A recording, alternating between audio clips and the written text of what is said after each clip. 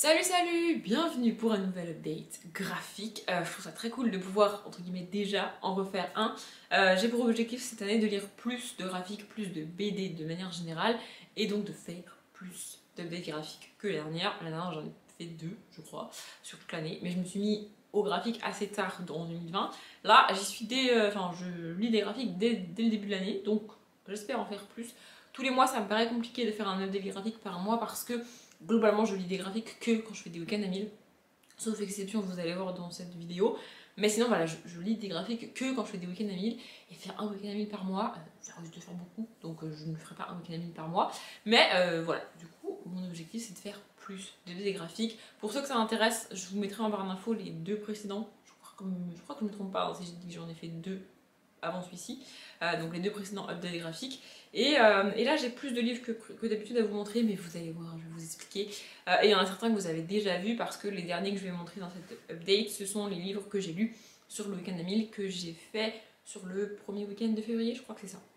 Que j'ai vlogué, tout ça, pareil, je vous mettrai le vlog du week-end à 1000 en barre d'infos si jamais ça vous intéresse. Et maintenant qu'on a blablaté depuis beaucoup trop longtemps, on va vous montrer les livres. Le premier c'est Logical Book, enquête à la Sherlock Holmes de... Attendez, est-ce que c'est pas marqué sur la couverture? Valérie Cluzel. C'est un livre que j'ai reçu dans le calendrier de l'Avent Once Upon a Book. Je savais pas du tout que ça existait.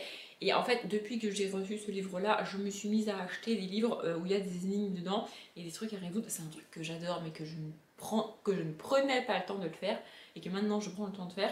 Et en fait, en gros, on est dans la tête de Watson dans ce livre-là. Donc Watson, c'est l'espèce d'assistant de Sherlock Holmes, pour ceux qui ne connaissent pas. Et donc, Watson est un peu le... Enfin, il est plus bête que Sherlock Holmes, mais en même temps, tout le monde est plus bête que Sherlock Holmes. C'est-à-dire que Sherlock Holmes, il déduit des trucs tellement rapidement, et enfin, il a une logique tellement évoluée, et ça va tellement vite dans sa tête que personne ne peut aller aussi vite que lui. Ce qui fait que Watson, il se retrouve un peu à côté de lui en mode mais qu'est-ce qu'il raconte, comment il peut savoir ça, c'est pas possible, tu vois. Et nous en tant que lecteur et lectrice, bah, on est un peu dans le même cas que Watson en mode mais comment il sait ça, d'où ça sort ce truc là. Et donc là c'est Watson qui mène l'enquête entre guillemets, enfin nous on est dans la tête de Watson, c'est de son point de vue que tout est raconté et Sherlock Holmes est avec lui et donc est avec nous pour mener cette enquête. En fait il y a un étudiant qui a été retrouvé mort dans un parc à côté d'une université. Et donc l'enquête c'est de savoir qui l'a tué, qu'est-ce qui s'est passé, qu'est-ce qu'il faut faire et tout et tout. Et donc pour ça on a plusieurs petites énigmes à résoudre. Je vais vous montrer, on a des trucs comme ça pour trouver des mots, trouver des endroits. On a aussi des trucs comme ça. Voilà, et vraiment sur chaque page on a une voire 2 énigmes. Par exemple sur celle-ci on a 2, vous voyez.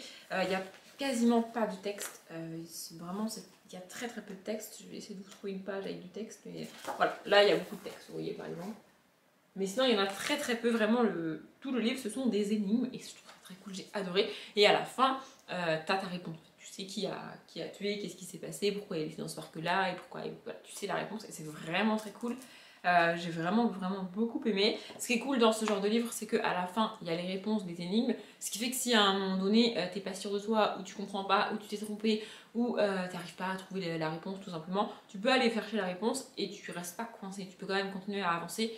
En tant que personne qui résout des énigmes, ça te fait un peu chier d'aller chercher la réponse parce que ce que tu veux c'est résoudre et comprendre, mais tu peux quand même aller la chercher et comprendre. Bon après il n'y a pas d'intérêt si tu vas chercher chaque réponse, autant pas faire des énigmes en fait, ça n'a pas d'intérêt vraiment, mais vraiment c'est très cool, j'ai adoré, il faut absolument que je regarde s'il y en a d'autres. Je pense que dans cette collection il y en a d'autres, c'est édité chez Larousse pour ceux que ça intéresse, mais moi je vais me renseigner pour savoir s'il y en a d'autres avec Sherlock Holmes ou avec d'autres gens, je ne sais pas, mais vraiment j'ai trouvé ça trop cool. Après c'est un livre qui se lit pas très rapidement, c'est-à-dire que tu peux passer 10 minutes sur une page à chercher l'énigme, à te casser la tête parce que tu comprends pas tout, et puis il y a des énigmes que j'avais naturellement, genre quand j'ai vu le truc, je savais ce qu'il fallait faire et j'avais la réponse, et il y en a d'autres où tu dois un peu plus chercher parce que t'as pas la réponse... ça ne serait pas évident pour toi, et ça c'est selon chacun en fait, ça dépend de chacun, les énigmes qui vont te paraître évidentes ou pas, et plus tu fais d'énigmes, plus certaines te paraissent faciles, et voilà, il y en a qui étaient évidentes pour moi, qui ne seront pas évidentes pour d'autres, et inversement. Bref, j'ai adoré ce truc, vraiment c'était trop cool, je me suis éclatée à le faire, et c'est vraiment très cool de m'être remise aux énigmes, parce que c'est un truc que j'aime vraiment beaucoup, et je l'ai dit en vlog, c'est un truc que j'adore, mais que je ne prends pas le temps de faire, et qu'à partir de maintenant, je vais prendre le temps de faire. Le deuxième, c'est sur la piste de Sherlock Holmes de Anne Martinetti. Si je dis pas de bêtises, je l'ai aussi eu dans le calendrier de l'Avent Once Upon a Book. Et en fait, c'est un peu une biographie de Conan Doyle à travers Sherlock Holmes, à travers son œuvre, à travers ce qu'il a fait. On a ses mariages, ses enfants, comment ça s'est passé dans sa vie, les conférences qu'il a fait, comment il est devenu connu, comment il a créé Sherlock Holmes, comment il a voulu se détacher de Sherlock Holmes, mais en fait il n'a pas réussi parce que Sherlock Holmes était trop aimé, trop apprécié, il a dû continuer. Il est devenu un petit peu, entre guillemets, presque esclave de son personnage parce que les gens l'aimaient tellement que bah, du coup il a dû continuer. Et donc pareil, c'est pas du tout un roman, c'est un graphique comme ça. Voilà, donc c'est écrit sur la piste de Sherlock Holmes, mais c'est aussi un peu la vie de Conan Doyle. Et bah, je connais pas sa vie à Conan Doyle, donc voilà, c'était très cool. Vraiment, j'ai beaucoup aimé, j'ai appris pas mal de choses. Ce que je trouve un peu moins cool, c'est qu'il y a certains petits passages qui spoilent un peu les livres, en fait. En fait, il t'explique comment Conan Doyle a créé ses personnages, comment il choisit où il situe ses énigmes et ses enquêtes, comment il construit tout ça. Et donc, du coup, il y a des fois où il spoil un petit peu les livres. Après, j'ai pas tout retenu, hein. C'est-à-dire que sur les livres que j'avais déjà lus, comme Le Chien de Baskerville, que je venais juste de lire quand j'ai lu celui-ci, j'ai vu les spoils, mais j'avais déjà lu le livre, c'est pour ça que je m'en suis rendu compte. Et pour ceux que j'avais pas lu, je sais que j'ai lu certains spoils, mais là par exemple, je ne m'en rappelle plus.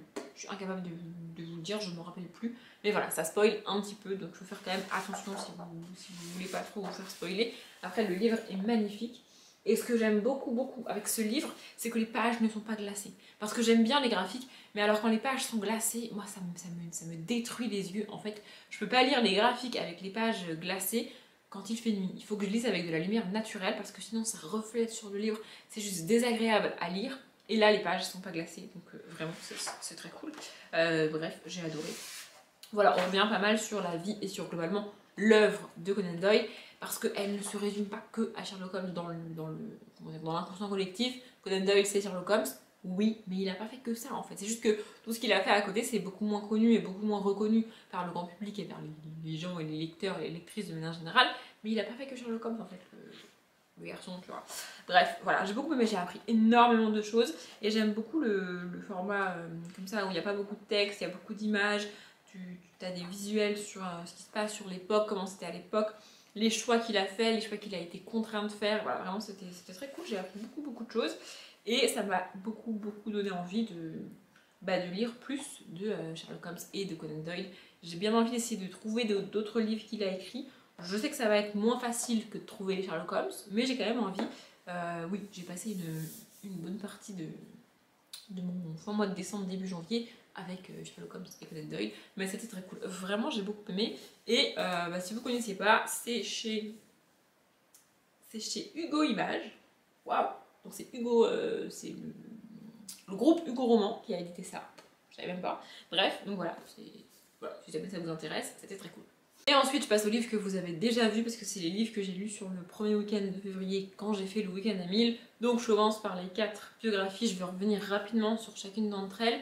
Donc, je m'appelle Cléopâtre, bah du coup c'est la biographie de Cléopâtre. On apprend un peu plus, notamment sur les prénoms qu'on donnait à cette époque-là. Tout le monde avait le même prénom, c'est-à-dire que sa grande sœur à Cléopâtre s'appelait Cléopâtre. Et donc du coup c'est drôle, elle te le dit en mode comique parce qu'elle te dit oui il y avait je sais pas combien de Cléopâtre à l'époque. Et aujourd'hui quand on nous dit Cléopâtre, nous on ne pense qu'à elle. Toutes les autres on ne les connaît même pas. Genre je savais même pas que sa grande sœur s'appelait Cléopâtre aussi, c'est abusé. Et donc voilà, on revient sur sa vie, son histoire, comment elle est devenue reine par rapport à son père, comment elle s'est mariée avec son frère, comment elle a rencontré Jules César, et puis Marc-Antoine, et puis tout ça. Et voilà, vraiment c'était très cool. Juste, je suis pas ultra fan des dessins.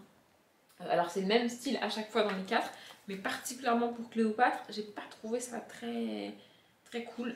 Mais voilà, après c'est l'histoire de Cléopâtre, on en apprend pas mal sur sa vie, la chronologie et tout, parce que globalement, genre par exemple, je savais l'histoire de Cléopâtre et de Jules César et l'histoire de Cléopâtre et Marc-Antoine, mais je ne savais même pas lequel des deux avait été avant l'autre. En fait c'est d'abord Jules César et après Marc-Antoine.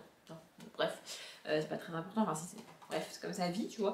Mais voilà, j'ai beaucoup aimé ça. Et j'avoue que d'avoir une femme un peu forte dans ce genre de biographie et à cette époque-là, c'est cool. Et d'ailleurs, elle fait bien la distinction entre en Égypte, c'était possible qu'une femme devienne pharaon, en gros. Et à Rome, c'était absolument impossible qu'une femme devienne à César, comment ça s'appelle, Empereur, ou ça doit être ça.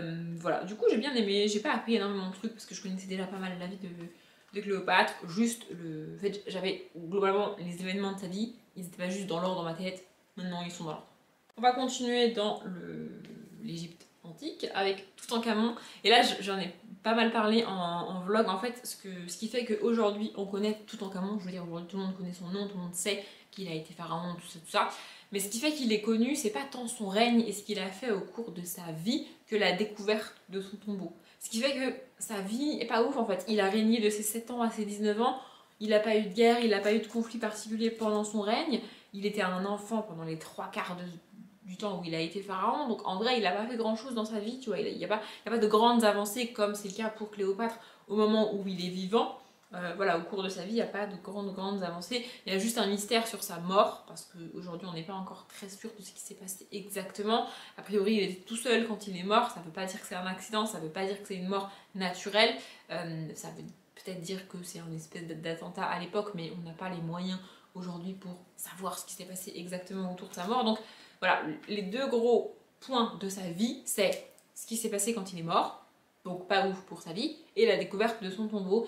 Je l'ai déjà dit en vlog, mais je vais le répéter, ce qui fait que son tombeau est particulier pour nous, et ce qui fait qu'aujourd'hui on connaît son nom, c'est que quand on a ouvert son tombeau, il y a eu une espèce de malédiction qui s'est déclenchée. Alors moi j'y crois pas, je l'ai déjà dit, mais il se trouve qu'à la suite de l'ouverture du tombeau de Toutankhamon, il y avait une phrase dans le tombeau qui disait malheur et malédiction à ceux qui rentrent ici, en gros, et plusieurs personnes et plusieurs animaux proches des gens qui ont découvert le tombeau sont morts et sont mortes en tant que personnes dans les mois qui ont suivi la découverte du tombeau. Donc évidemment, à l'époque, c'est parti en malédiction sur le pharaon, attention, blablabla. Et du coup, c'est ça qui fait qu'aujourd'hui, il est très connu. Et la deuxième partie, c'est que ce tombeau avait été l'un des moins pillés, l'un des moins visités entre le moment où le pharaon a été enterré, entre le moment où le tombeau a été scellé et où nous, enfin nous, comment ça s'appelle là, les gens qui l'ont découvert, en gros, en 1937, je crois que c'est ça, il a été découvert en 1937 ou 1922, attendez, je vérifie. C'est ça, il a été découvert en 1922, donc entre le moment où le pharaon a été enterré, où le tombeau a été scellé et où nous, enfin où les chercheurs l'ont ouvert en 1922, très peu de gens avaient été dans le tombeau, il avait été très peu pillé, très peu visité, et donc on l'a retrouvé quasiment complet et on en a appris énormément sur les rites funéraires, les croyances, les dieux et la famille de Toutankhamon. Et l'arbre généalogique, ça a été une avancée énorme dans l'arbre généalogique des pharaons, la découverte de ce tombeau-là. Donc c'est pour ça qu'il est extrêmement important pour nous aujourd'hui en tant que pharaon Toutankhamon, parce qu'on a avancé vraiment de manière conséquente quand on a ouvert son tombeau. Et donc voilà, du coup sa vie est pas ouf, donc une biographie de Toutankhamon c'est pas franchement intéressant parce qu'il s'est pas passé grand chose dans sa vie. Alors oui, il s'est marié avec sa sœur, mais à cette époque-là tout le monde se marie avec sa sœur ou avec son frère, c'est le cas de Cléopâtre, donc pour nous c'est choquant mais pour eux c'est normal en fait. Du coup voilà, sa vie est pas ouf. Ce qui est intéressant surtout sur Toutankhamon c'est la découverte de son tombeau. Donc une biographie sur lui c'est pas passionnant, par contre un livre sur la découverte de son tombeau, ça c'est intéressant. C'est pas que je vous déconseille cette biographie, pour les enfants c'est très cool et c'est vraiment très intéressant. Maintenant, si vous voulez vous intéresser à Toutankhamon, c'est plus intéressant de lire sur la découverte de son tombeau que sur sa vie en tant que telle. La troisième biographie que j'ai lue, c'est Charlie Chaplin. J'adore Charlie Chaplin, je l'ai dit en vlog aussi. Quand j'étais au collège, je crois en 4e ou en 3e, j'ai lu une autobiographie de lui qui faisait genre 400 pages. Donc sa vie, si tu veux, je la connais, ses soucis avec son frère, avec sa mère, qui était envoyée en asile psychiatrique, alors qu'en fait elle était juste dépressive, cette femme, clairement. La galère qu'il a eue pour trouver de l'argent, son père qui l'a abandonné, son père qui n'en avait rien à faire. Il a vécu un petit peu avec son père, mais clairement c'est un peu comme dans Cendrillon, tu vois, son père, il en a absolument rien à faire de lui, mais c'est abusé. Et voilà, du coup il a galéré, il a fini par aller aux États-Unis. Il n'a jamais obtenu la nationalité américaine d'ailleurs. Voilà, il a été un petit peu controversé. Les États-Unis l'ont accusé de trahison et d'espionnage. Enfin bref, c'était n'importe quoi. Mais voilà, son but dans la vie en fait c'était entre guillemets juste de faire des films.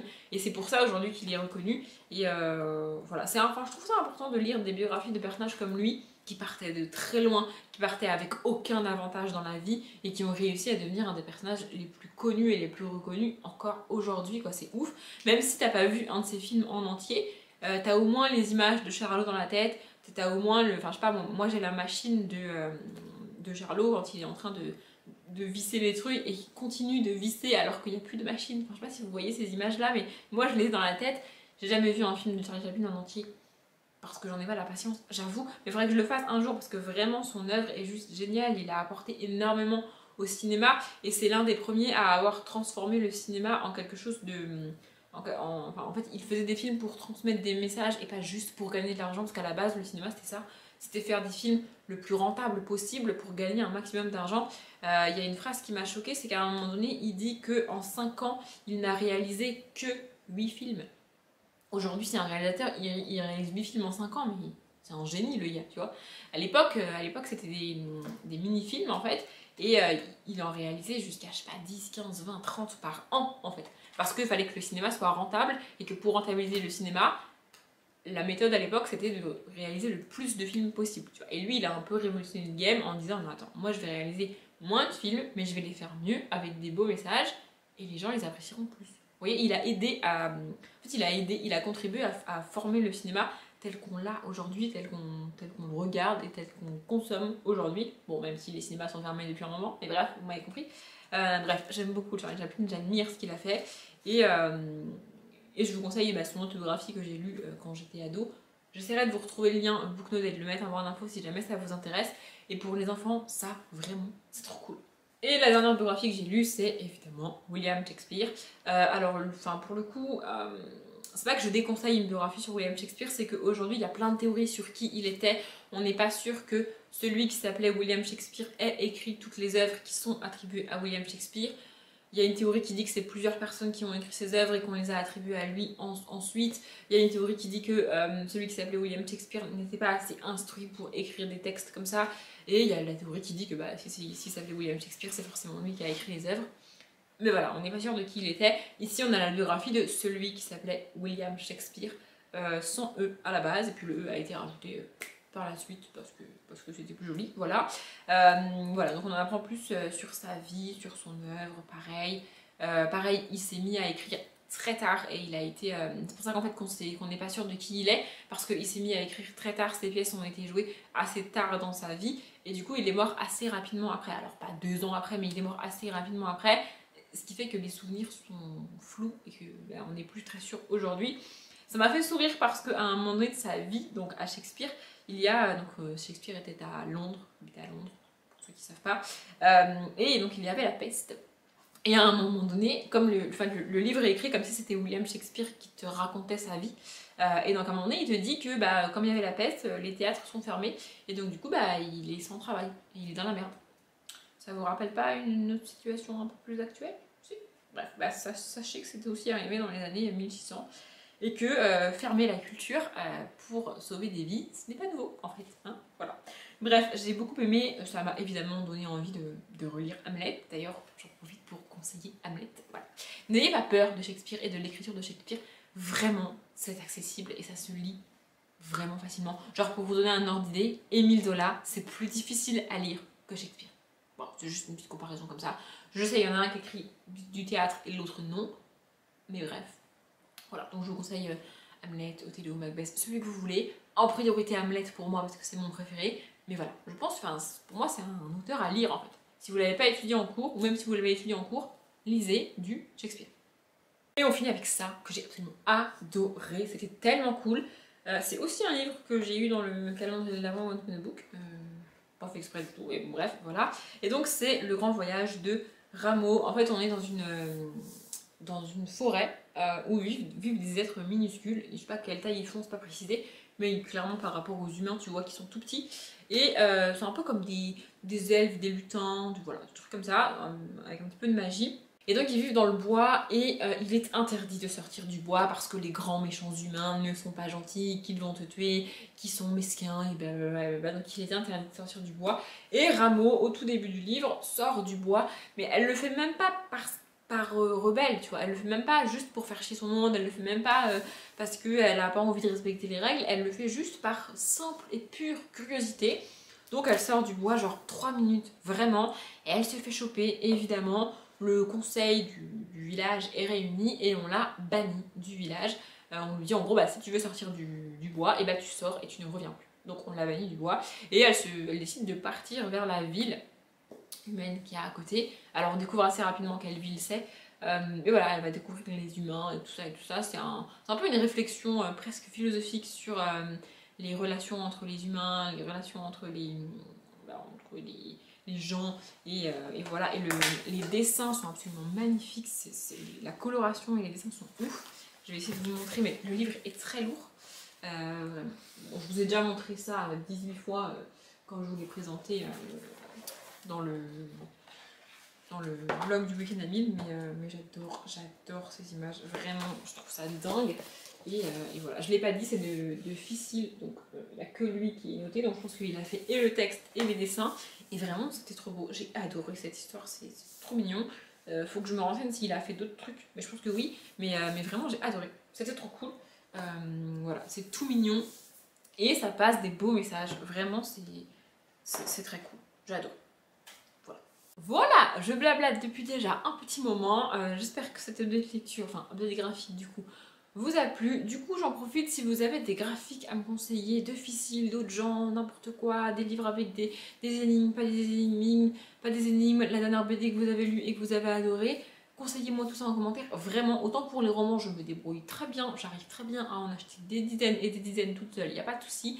Mais pour les BD, je me renseigne rarement sur les BD en fait, donc allez-y, hein, conseillez-moi des trucs, n'importe quoi. Faites-vous plaisir, en commentaire, c'est parti.